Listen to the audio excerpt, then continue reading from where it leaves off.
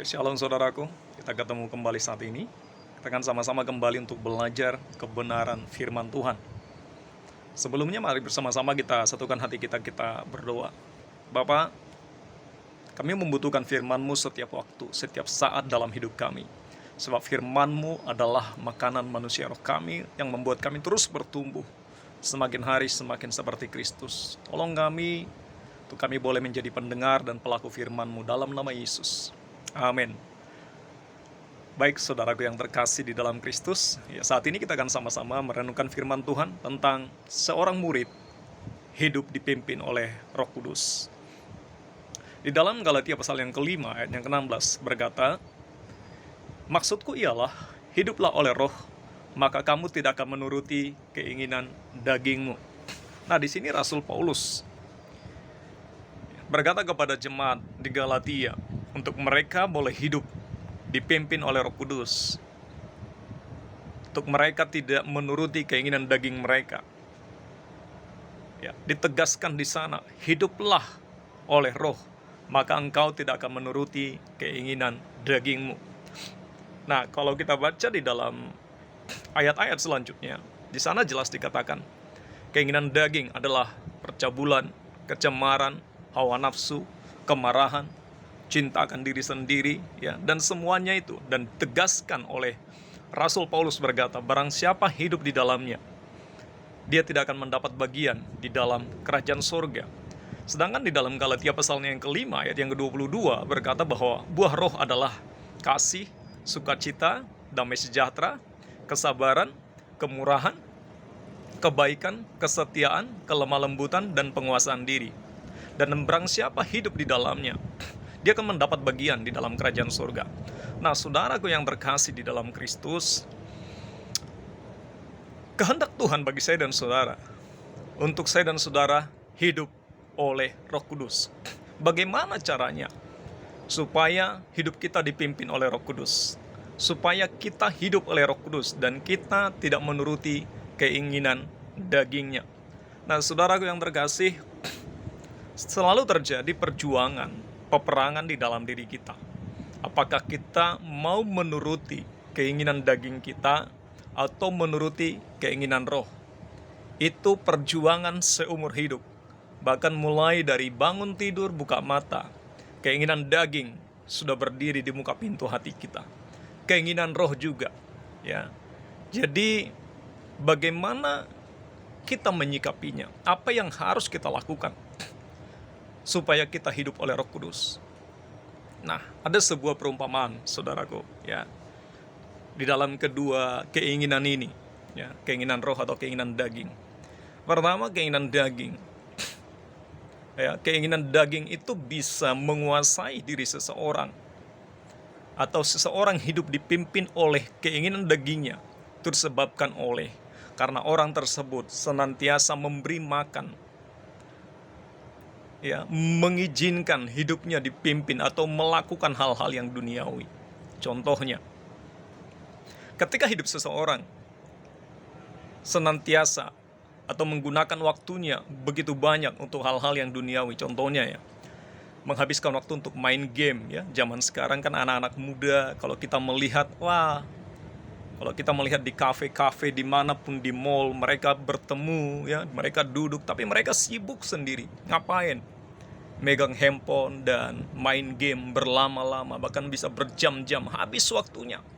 Ada lagi yang bermain judi online, ada lagi mungkin yang menonton video-video YouTube, habis waktunya berjam-jam. Dan sebagai akibatnya adalah orang tersebut akan merasakan hidupnya nggak berguna.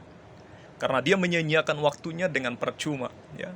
Hidupnya sepertinya berjalan di lingkaran, selalu mutar begitu terus. Sepertinya dia berada dalam lingkaran setan. Kenapa? Ya, karena dia melakukan hal-hal yang sia-sia. Dan ketika seseorang terus-menerus demikian, orang tersebut pun akan sangat sulit untuk lepas daripadanya. Kenapa? Keinginan dagingnya begitu kuat. Ketika dia terus mengikuti keinginan dagingnya, ya, dia terbelenggu oleh keinginan itu. Sepertinya dagingnya secara otomatis menghendaki itu. ya, bersantai-santai, bermalas-malasan, tidak melakukan apa-apa, dan sebagai endingnya dia akan mengalami kehampaan, sad ending. Keinginan daging awalnya kelihatan enak, ya, di awalnya kelihatan nikmat, tapi sad ending, memiliki ujung yang buruk.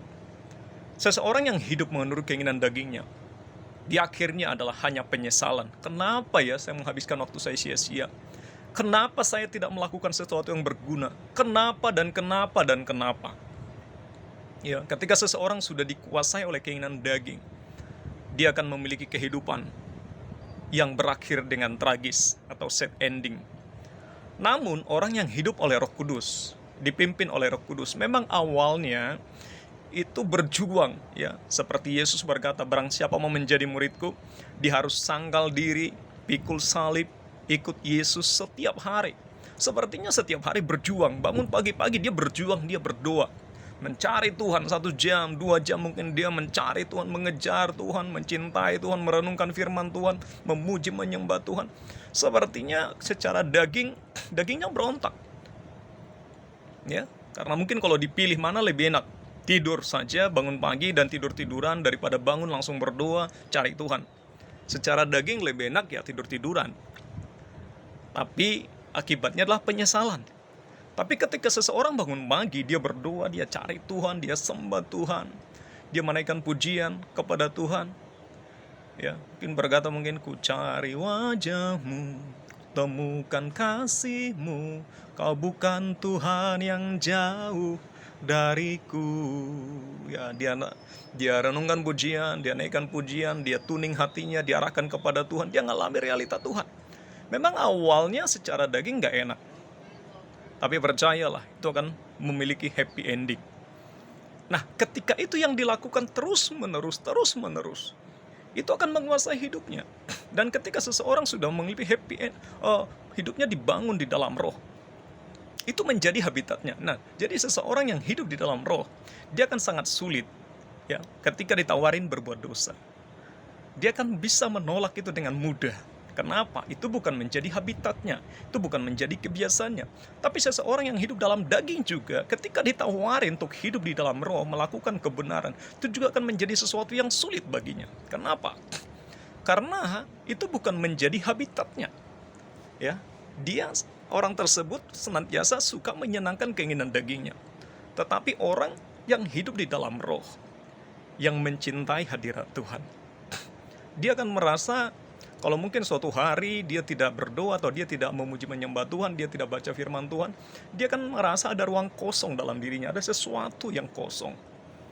Karena itu saudaraku yang terkasih, baiklah kehidupan kita senantiasa kita arahkan kepada Tuhan terus menerus, dan itu menjadi habit kita, itu menjadi habitat kita.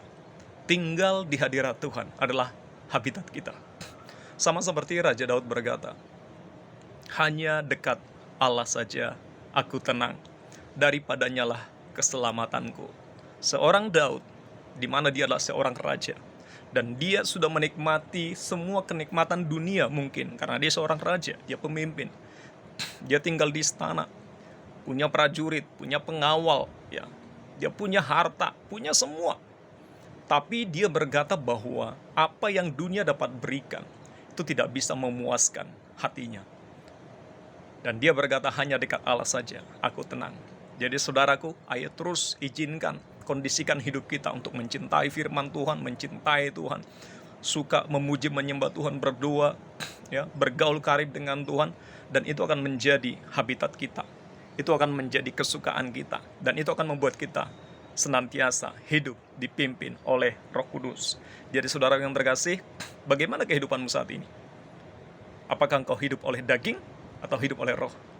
Tentukan dari sekarang. Dan saya sarankan, hiduplah oleh roh. Karena ketika hidup kita hidup dipimpin oleh Roh Kudus, kita akan mengalami yang namanya happy ending.